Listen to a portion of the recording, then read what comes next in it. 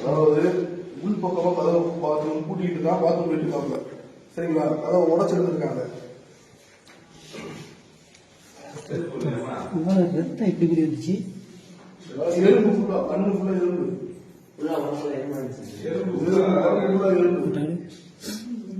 எறும்பு கடிச்சா ரத்தம் எப்படி வரும்?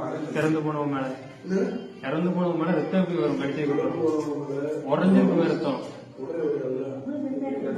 உடனே உரையந்தாட்டி ரத்தம் எறும்பு கடிக்காத, கடிச்சாலும் ரத்தம் வேணும்னு பேருக்காத. இவ்வளவு ரத்தம் போவாது. அப்படின்னா இவ்வளவு ரத்தம் போவதுக்கு வாய்ப்பு கிடையாது.